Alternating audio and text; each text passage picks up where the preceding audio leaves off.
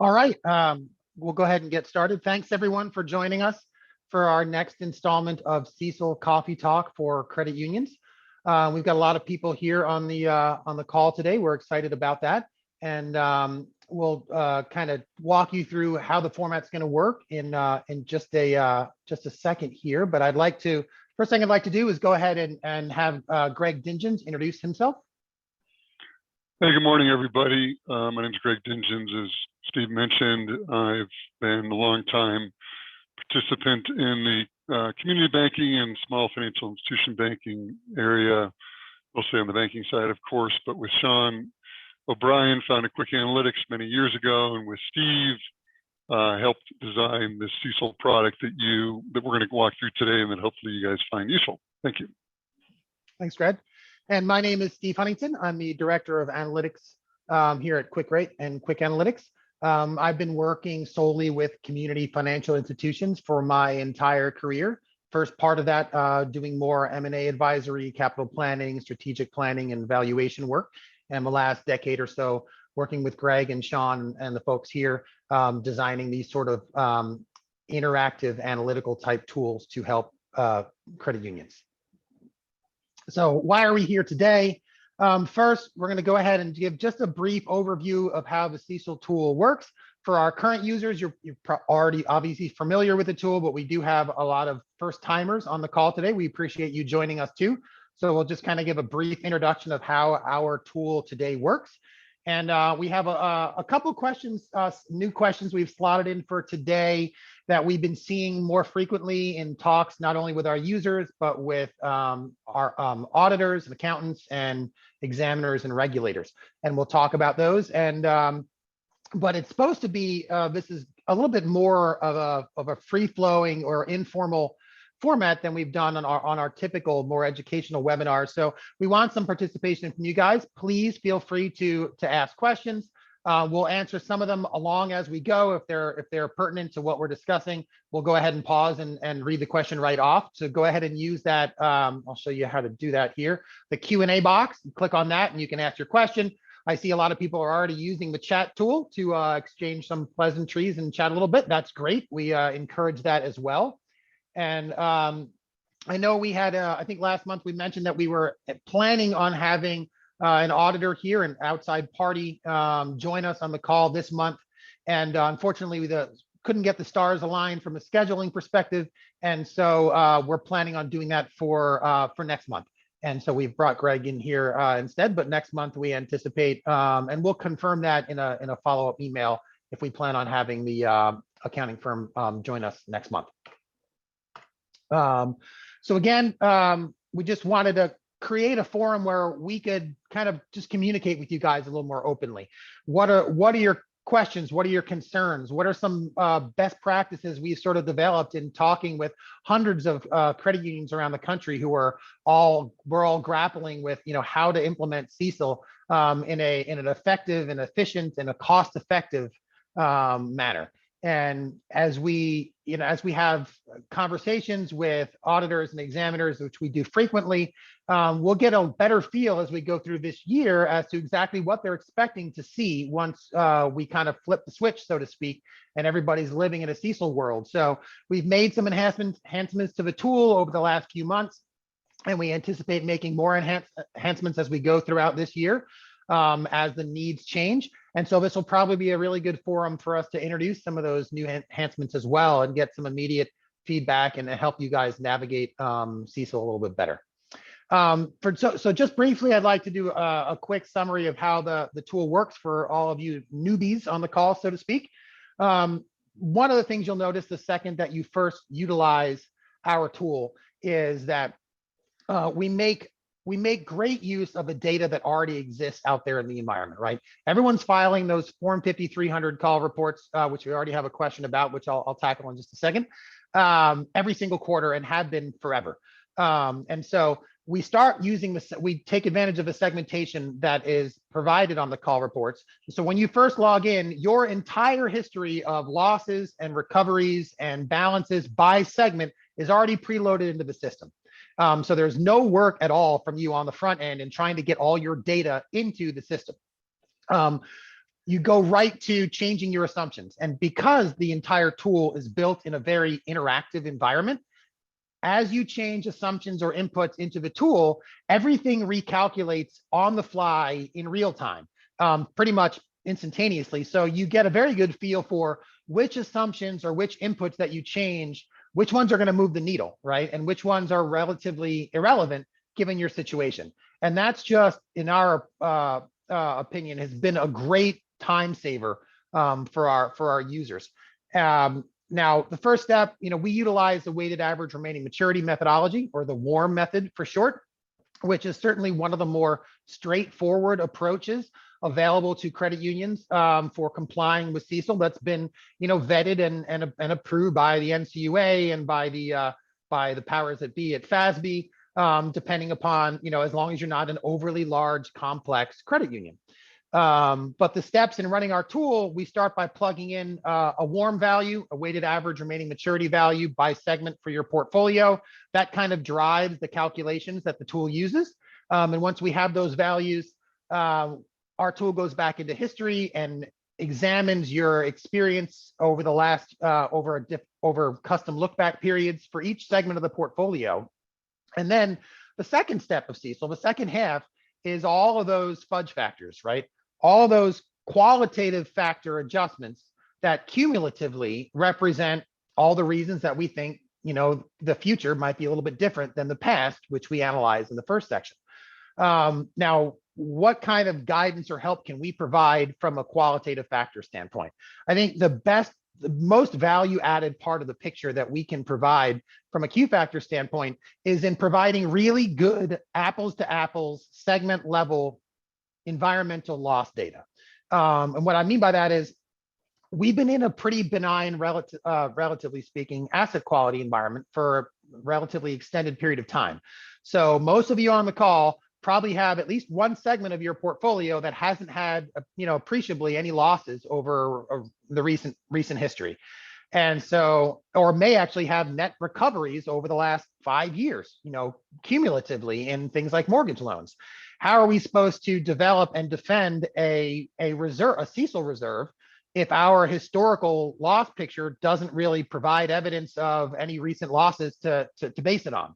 So that's when you can utilize our tool to go outside of your four walls, look at the environment around you and say, hey, we've also analyzed new vehicle loan losses for all the other credit unions in our state that are around our size. And we've seen that over the last 4 years, they've averaged about 30, 50 basis points in losses, even though we haven't had any. So that really gives you a great starting point or a benchmark for justifying some sort of a qualitative factor adjustment, which is going to be inevitable, since we know just because we haven't had any losses recently doesn't mean the examiners are going to let us get away with, having a zero goose egg CECL reserve for our whole, new vehicle portfolio. It's about making a reasonable assumption as to how do we justify that inevitable Q factor adjustment. And so that's where we provide really good data to help you do that, and a great environment to do it in. Once we make all those qualitative factor adjustments, or once you make them, and you can customize as many as you'd like, and we'll show you how that works in a bit. The next step is to split out anything that needs to be individually assessed. So we give you a module for managing individually assessed loans. And we also give you a module to manage the newer component for credit unions in establishing an ACL for unfunded commitments, which is not something that most credit unions have much experience at all in doing, but is something that's going to be a requirement under CECL starting at the beginning of next year. We'll all have to calculate a separate small pittance, honestly, of a reserve for the unfunded commitment. So we have a module to manage that as well. Well, as far as managing, yes, Greg. Steve, maybe pause for a moment, just because sure. There's been already a couple questions on prepayment speeds and also the 5300. The two data items that you need to go get, the credit union needs to go get, that we can't provide, are the weighted average remaining maturity and the Q factors. And we try to help you as much as possible. The weighted average remaining maturity, a lot of that depends on prepaid speeds. There's a lot of good public data available on mortgage prepay speeds through Fannie Mae. Fannie Mae is the biggest repackager of mortgage loans in the world. And they have provided a lot public data on that. A lot of it depends on interest rate forecasts, right? And then probably the other big category loans are vehicle loans. There's not the same public source for prepayment speeds on loans. Hopefully in your own experience and in your core system, hopefully you have historical data on those prepayment speeds for your types of loans. But those are, it's really it's a forecasting model, so it's never going to be perfect. It's an estimate. So I wouldn't, spend an enormous amount of time or money trying to go get that, but just make a good estimate based on what you have. And in fact, that is one of the services we do provide, if for a small fee, to actually help you find those ones. So just wanted to address that. And then there does seem to be a lot of questions on the new call report. Steve, you've been crawling through this and talked to the NCUA. Do you want to just spend a minute on that before we go forward? I'm neck deep in it, as I assume most of you will be over the next couple of weeks. I have been neck deep in it for the last couple months, back and forth with the NCUA on the changes and how it would affect CECL from generally and our tool specifically. It's something we talked about on our coffee talk last month, there's going to be a seismic shift in the segmentation that the call reports use for past dues and charge-offs and recoveries, right? Starting March 31st. Instead of having 9 total segments of your portfolio that are additive to your total charge-offs or recoveries, there's going to be 20 completely additive segments without any more memo items. All those memo items down below where they started capturing mostly more commercial type loans. If you remember, was it the second half of 2017 with the member business rule went into effect and the call report started to capture more of the commercial type loans, a lot of it in memo type items. That's going to be more strongly codified here by a significant amount. So we're going to have, starting in April, our tool will have all 20 completely additive segments of the portfolio with a much larger emphasis on the commercial portfolio than it has in the past. Our challenge and what we're working on now is taking these new segments that won't exist until now, meaning they won't have any historical loss rates going back, and mapping it to the best extent possible to what we do have from historical. Obviously, there'll be a little bit of apples to oranges going on when trying to find long-term historical loss rates on segments that didn't exist until yesterday. And we understand that, but we have to work within the limits of the data that exists. And that's what we're working on now. But suffice to say, our tool will be ready for them as soon as you start filing them. It's a good question. Heading through, so I want to just for one more brief moment about the interactive tool, the tool itself. You get a feel for how it actually works. It's easy to build scenarios and save scenarios. Once you have a scenario the way you like it, you save it on the cloud. You can come and access it anytime you want to. You can build as many scenarios as you want to. There's unlimited scenario saving, and you can go back and look at old scenarios whenever you want to, and you can export them to a PDF environment, to an Excel environment with a single click. So it's very easy to manage the tool from that perspective and share it externally with auditors and examiners when you need to. Something we just added a few weeks ago, so this may be new for some of even our current users. You'll notice that when you first log in, there's kind of a new landing page. And we wanted to start providing some more financial analysis to credit unions. No additional charge, is something we thought would be, we had the ability to do. We wanted to add it to your CECL subscriptions. So you see here, this is a sample of what it might look like. So we have some basic financial performance over whatever financial periods you want to see, whether you want to look at long-term trends or quarterly trends. We have some map and branch data there as well. And we have it not just for your credit union, but you can search for any credit union in the country and get this updated financial analysis along with your CECL access. And the other page we added is similar. It's what we call credit unions at a glance. It allows you to just kind of pull up a page that has all the credit unions in your neck of the woods, whether it's your region or your state, and you can sort or organize them by assets or profitability or anything else. So it's a great little filtering tool where you can just kind of get a feel for the landscape of what other credit unions are around you. And if you click on any of the credit unions here, it'll go right to their homepage where you can see their branch map and you can see their financial analysis. So something I wanted to point out that's just in addition to the CECL tool that everyone now has access to. All right.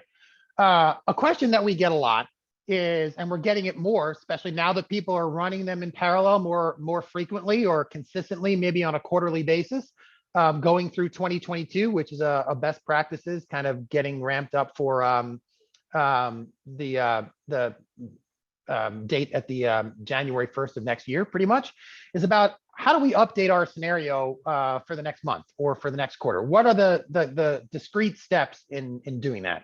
I'm going to briefly talk about those steps, and then I'll show you how to do that directly in the tool. So you don't have to reinvent the wheel for each new parallel run that you do. The first time you set up a scenario, you probably took a good bit of time going through your qualitative factor adjustments, setting up some individually assessed loan detail if you wanted to, working through any of the unfunded commitments. You don't have to build a new fresh scenario from scratch each time that you run the tool. You can pull up your last quarter's or last month's scenario, modify the things you need to, and then save it as a new scenario.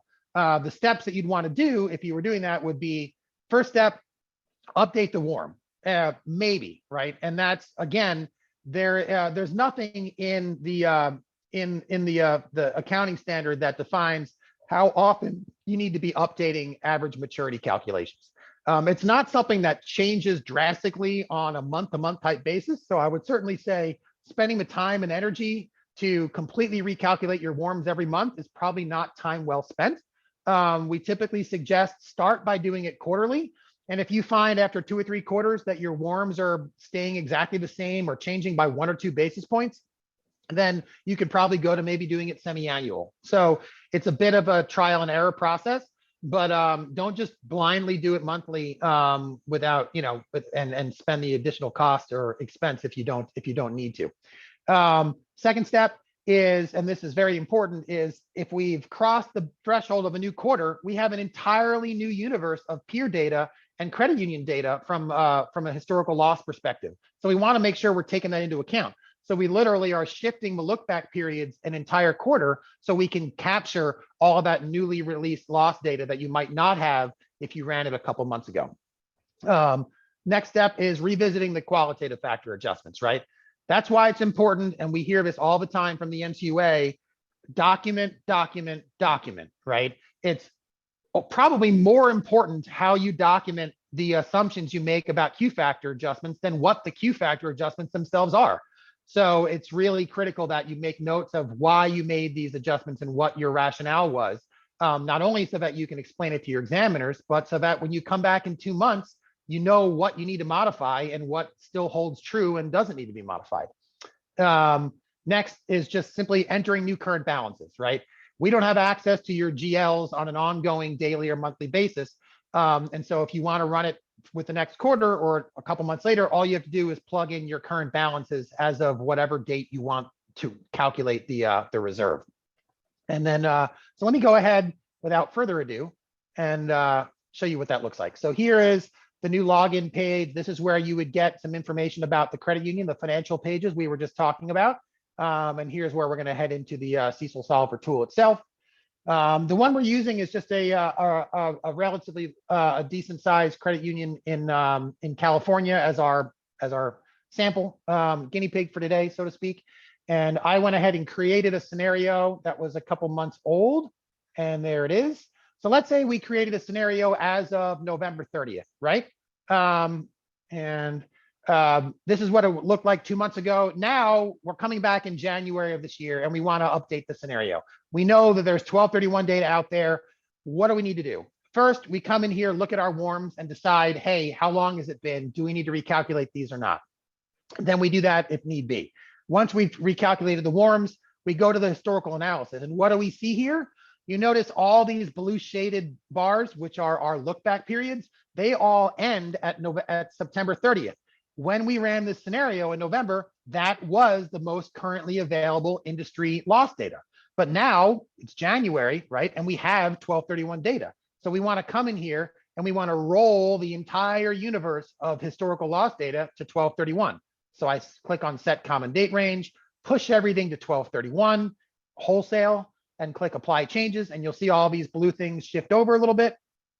And there we go. And now we're officially including all of 1231 historical loss data, not only on your credit union, but every single other credit union in the country as well that could be in your peer group. So when I click on the peer data, Steve, go ahead. I just want to interject one thing. Sure. Steve is telling you how you can go get update this thing even on a monthly basis or whatever, and we can go get quarterly data. I just don't want to suggest that the expectation is that you have to update this monthly in any way. Yeah. It's really up to you and your examiner and your auditor how often you update the CECL analysis. Maybe it's once a year, maybe it's twice a year, maybe it's quarterly. I don't think it's got to be monthly, but we're just trying to give you flexibility in case, you know, it's August or something and you haven't published your third quarter numbers, but you want to get more recent data than maybe July, which we would have in the tool for you. You can go out and get information in between the quarters that we get the information for you to update this. But in no way are we suggesting you need to do this on a monthly basis. Just wanted to make that clear. Yeah, absolutely. Especially this year, especially right now where CECL, we've not implemented CECL, right? And now we're only doing this pretty much to demonstrate to our auditors and examiners that we know what we're doing and we're ready for next year. So running it in parallel on a quarterly basis, I think is, you know, more than adequate for this year, and maybe very much going forward into next year, depending upon, you know, your size and your auditors. So after we've gone ahead and kind of pushed the universe and included all the newer data, we come in here and we just modify our Q factors, or at least check them. So we see that we've made a bunch of adjustments on qualitative factors for our credit card loans, let's say, and we click on here and we read the narrative that we built last quarter. So this is an administrative kind of a note section where you'd come in here and you'd type in your explanation for these for the adjustments that you made at that point in time. And whenever you make those notes, they get attached to that segment, to that risk pool throughout the analysis, whenever you save it, whenever you export it. So if you're sending this to an auditor or an examiner, not only do they get an output of a tool, but they get a segment by segment organized narrative that you built attached to the qualitative factor adjustments, which make it a lot easier to kind of walk through that with them on an ongoing basis. And if you need to modify these or not, that's up to you. You'd also head over to your individually assessed loans tab. Hold on. Sorry, Steve. I'm going to interrupt. That's okay. Go ahead. Can you go back to Q factors for a second? Yes. There was a specific question as to whether we provide some sort of questionnaire template that can help the credit union assess these Q factors. This is the closest thing we have, I guess. The Q factors are the ultimate squishy, subjective aspect of this entire analysis. And so it really, you know, we've kind of characterized the things that you should be thinking about when developing Q factors. So how do you compare to your peers? What have your peers done, and what have you done compared to your peers? So are you historically a tighter underwriter or a looser underwriter maybe than your peers? You know, your local economics, is your state or your county better or worse than the nation or your peers? And for some reason, whatever peer group you're looking at. So that's another concept. And then anything else, like maybe you have concentration issues that lend themselves to a higher risk factor of some sort, you know, concentration within your loan portfolio. You know, maybe you've whatever, you only loan to, you know, higher value mortgages or higher value cars or something, so you would adjust your Q factor that way.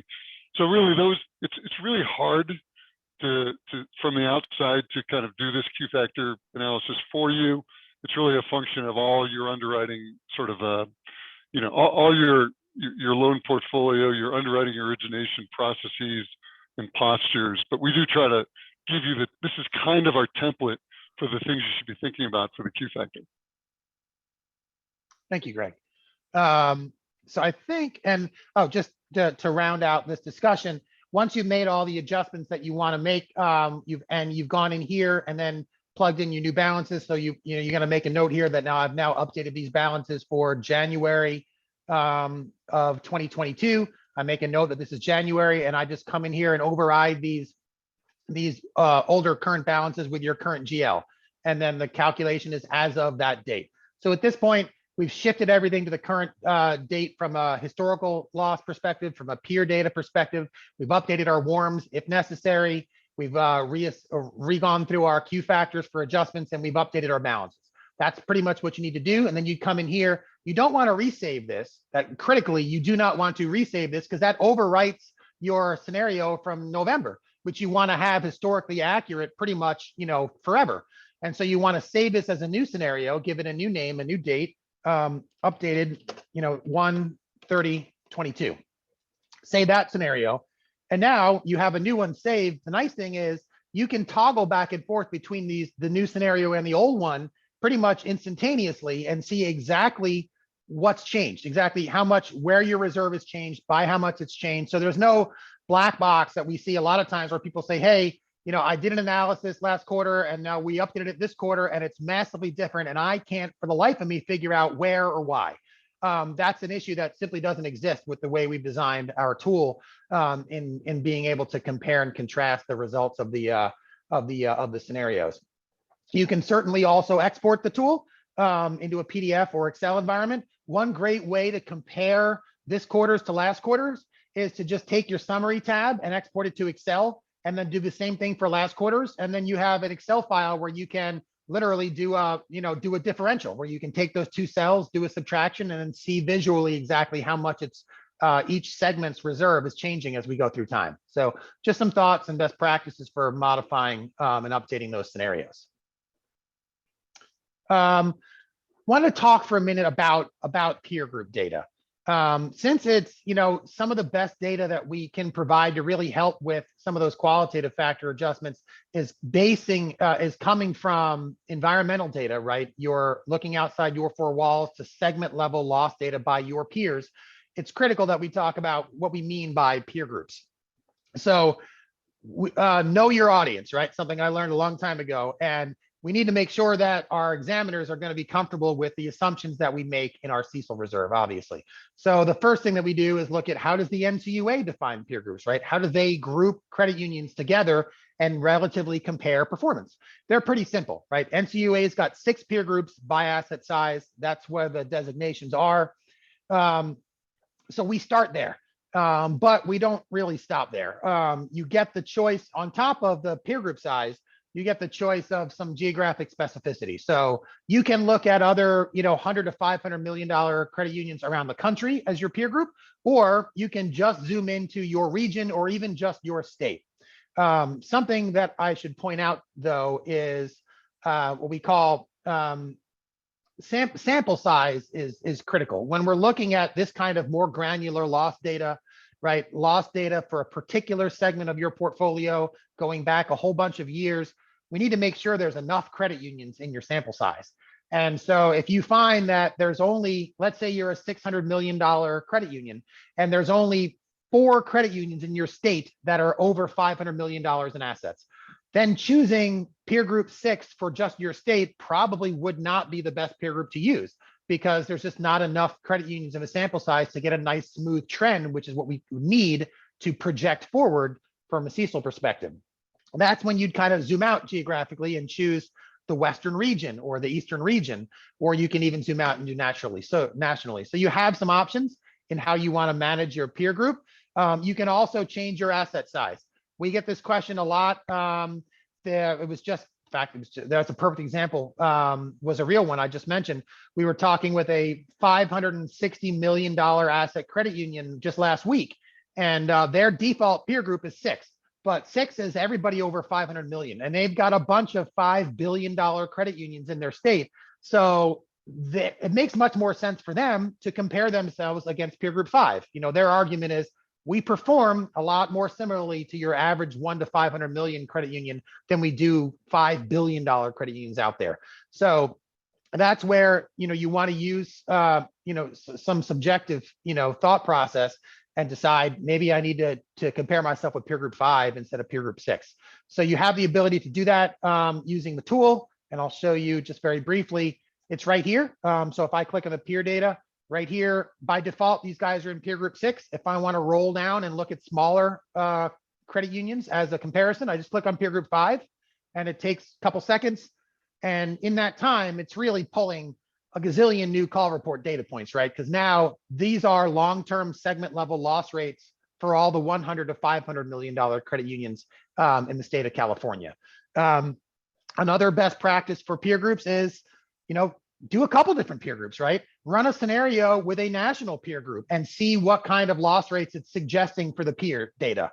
And then create a new scenario where you run it much more locally and have different Q factor adjustments because you have different peer data or different environmental data. Or you can compare and contrast the two peer groups and pick an average, right, of the two of them. So it's really, we're not telling you, we will never tell you what your Q factor adjustments should be. What we want to do is provide the best, most reliable, most accurate environmental data and loss data so that you can justify or defend whatever adjustments you think are appropriate. And so that's why we sort of present it the way we do here in the tool. Any other questions we want to jump on right now, Greg, or should I spend a couple minutes on discussing some tips for warm calculations?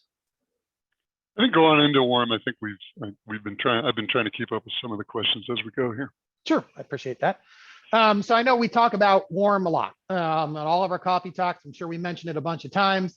And it's because, it's the one piece of the puzzle that we can't get, at least directly from the call reports, right? Nowhere on those call reports does it ask you guys to calculate a weighted average remaining maturity. So it's the piece of the puzzle for using our tool where we need to get some help from you guys, where we need some, some loan level data to get a feel for what the remaining lives of these segments is, which is something you really can't get around from a CECL perspective, no matter what methodology you ultimately decide to use. So again, we already kind of addressed the question of how often is it necessary to recalculate it. Another question we get a lot is, how do we handle our credit card portfolio? Well, credit cards are a bit of a different animal, right? Because they don't have stated maturity dates. So we have to kind of go about it a bit of a different way to estimate a warm on a segment that doesn't have a maturity. So what we do, instead of looking at maturity dates, we look at payment history, right? We ask you guys to pull the most recent payments and then the current balance. And so instead of a maturity date, we use a proxy of payment amounts, so we can guesstimate how long it would take that balance to get to zero, the current balance, if they continue making similar payments every month, right? So that's our proxy for it. I know the credit card data a lot of times is not very good, right? If you're looking at your Aries file, or if it's even on your Aries file, sometimes you get a lot of bad payment type data. You never really get it split out between principal and interest. Sometimes the most recent payment was a 50-cent fee that was charged to the account as opposed to an actual, bona fide monthly payment. So if there's too much bad data in there, you might consider just doing it in the aggregate, right? Take your entire credit card portfolio balance, take the entire payments paid last month, and then do some estimates of how long it would take to get to zero balance if similar payments happened at the aggregate. So we're all limited by the data that exists in the world, right? You can't get blood from a stone, as they say. And so we just have to work within those limits to make the best estimate that we can. And credit cards and warms certainly apply for this.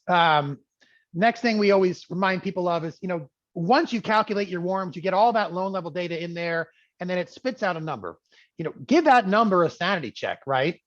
Just from a intuitive standpoint.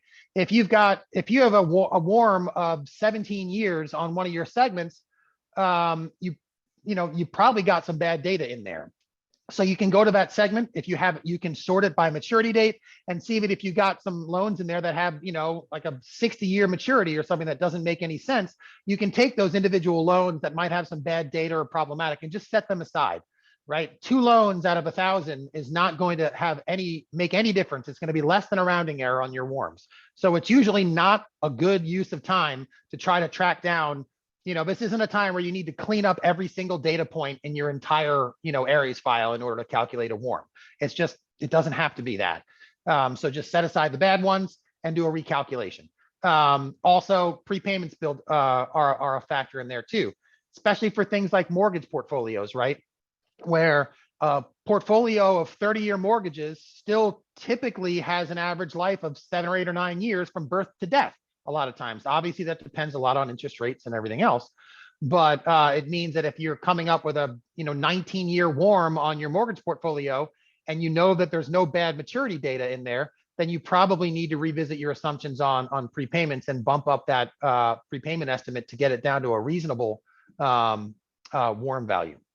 Any questions on warm related? I don't see any specifically coming through there. So now at this point, if there's anything else that anyone would like, whether it's a question or whether you'd just like me to go through any part of it in a little bit more detail again, we're happy to do that. I know the call reports changes are on the top of everyone's mind. We've got a couple minutes. If there aren't any big questions coming through, I'm happy to share a couple of the slides from last month's coffee talk, where I show you exactly what that new segmentation looks like and how different it is. If that's of interest, I can do that for a moment, or just want to see if anyone's got anything else. Yes, the slide deck will be distributed after the meeting. You'll all get a link with the presentation and the slide deck, and we will be, we'll certainly be doing another coffee talk next month. It's something we're planning to do every month going through this year. And do you need CSV files? So I think someone had another question about the warm data. So if you're really sweating the warm calculations heavily, which a lot of people are, whether you don't have the resources internally to do it, or you just don't have anyone you can task with doing those warm calculations on an ongoing basis, we're here to help. Whether it's providing an Excel template that you can just cut and paste your loan data into so that calculates the warm, that's part of a tool that you have access to. If you need a deeper relationship where we help you with the loan level data to do it, that's something that we can add into the subscription and we can work with you on. So suffice to say, as much help or assistance as you need calculating those warms, we can and will provide.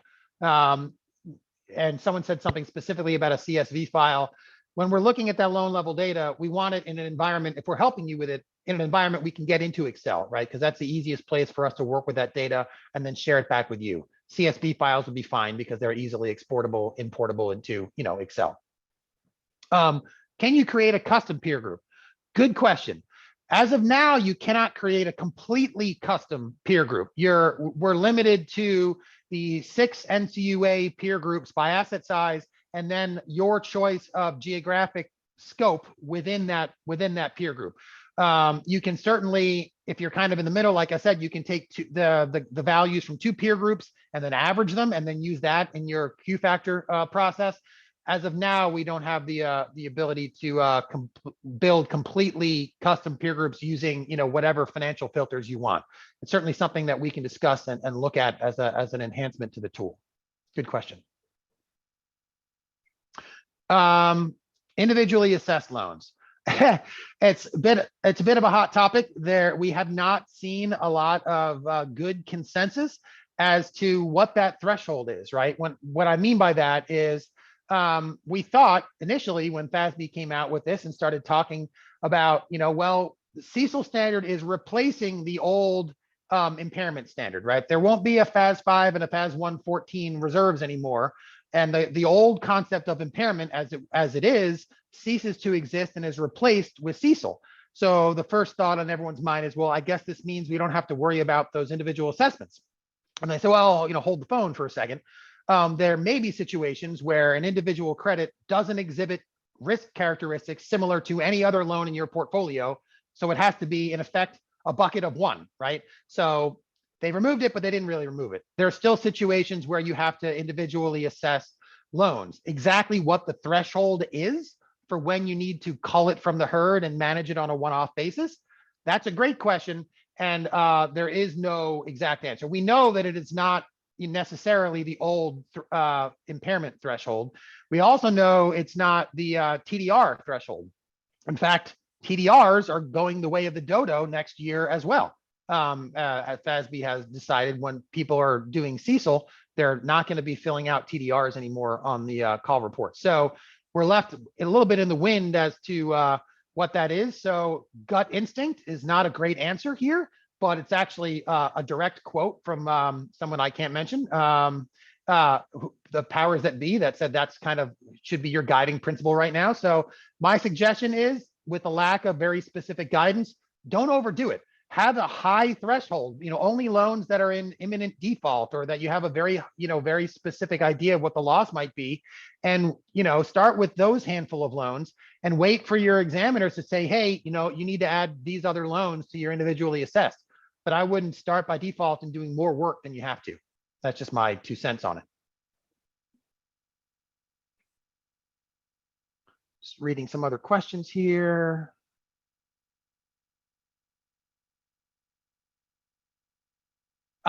People are answering each other's questions on the chat. Thank you. That is excellent. Very, very helpful. Well, crowdsourcing the answers is a great solution for this format. Yes, let me show you guys, since we have a second, on the tool here. If I go to the summary, this is where you can download that, what we call our warm estimator tool. It's just an Excel-based template where we provide that you can just cut and paste, balance and maturity date information. That's really all you need, right? You don't need all these other data points. You just need balance information and maturity date information, and then you can calculate a warm. So it's organized by call report segment, and you can just cut and paste your data into here, add as many rows as you need to, and plug in a prepayment assumption, and you get a warm. The question was specifically about credit cards. And the answer to the question is, so by default, I kind of made our template, I split it out between transactors and revolvers. It's not something that's necessary at all. I just did it so intuitively people can understand, there will be some credit cards, all your transactors, that they pay off their credit card balance every month, right? The math is no different for a transactor or a revolver. It's simply a transactor is someone that pays it off every month. So their time to maturity will be 1 month or like 0.08 years. Whereas the revolvers, they're going to have a longer time to maturity. You don't have to separate them out. You can simply highlight these 2 rows and delete them. So the answer to your question, yeah, you can just delete those and it doesn't mess up the math or anything else. In fact, it's probably a good idea to do so. Good question. Let's see. I don't see, Greg, do you see anything else that we should tackle live today? No, there were a few people who were interested in seeing some of the slides of the presentation from last month, but we're kind of out of time. Do we have a recording of that, right? They can go watch. We do. Then we have a recording. Yeah, so we can probably send a link of last month's presentation where we highlight exactly what the new segmentation is going to look like, all the new fields that are asset quality relevant, right, for CECL, and then the tool will look as it does now. We'll just have 20 segments on there instead of 9 segments. So it's pretty straightforward. It's not going to massively change. The tool will work the same way. You'll take the same steps. It's the same type of data and everything else. We're just going to have some more granularity in segmentation than we have right now. That's it. Sounds simple, but it's not, but it will be. Let me head back to the presentation here just to make sure. Just want to let everybody know, again, our next coffee talk is scheduled for next month on April 8th at 11 a.m. Eastern. We hope to have an auditing firm there with us or a representative of an auditing firm, so we can discuss some of the things from their perspective. We'll send out a follow-up email that confirms whether they will be joining us or not. And for anybody who is new to the tool or just wants a quick refresher, we're going to do next week, we're going to have a demo where we go through the entire interactive tool step by step and spend a good deal of time talking about it in detail. So feel free to register and join us for that. And if after you see that kind of full demo, if you'd like to have a one-on-one with us and kind of go through the tool with looking at your data and be able to ask individual questions on your data, we're happy to schedule that as well. Thank you. It looks like our friend Lori has gone ahead and just posted in the chat a link to last month's coffee talk. So you can go right in there. One of the pre-formatted questions we already had with a bunch of snapshots and slides was exactly talking about the call report changes and how they pertain to CECL. So I think I'll leave this up for just a second to see if there's any other questions pop up. But if there aren't any other questions, thanks everyone for taking the time to join us again today. We really appreciate you coming in and offering us your questions and helping crowdsource some answers in the chat there. And We think this has been a great format for us to really just kind of, for you to keep tabs on what's going on around the industry with CECL, as we're certainly doing so on a daily basis. And for new users who aren't so familiar with our tool, who are pretty tired of the same canned webinars on CECL that I've been droning on for the last 4 years, we hope this has been helpful for you guys as well. But at this point, if there's no other questions, I'd like to thank everyone again for joining us, and we'll see you next week on the demo or next month at our next coffee talk.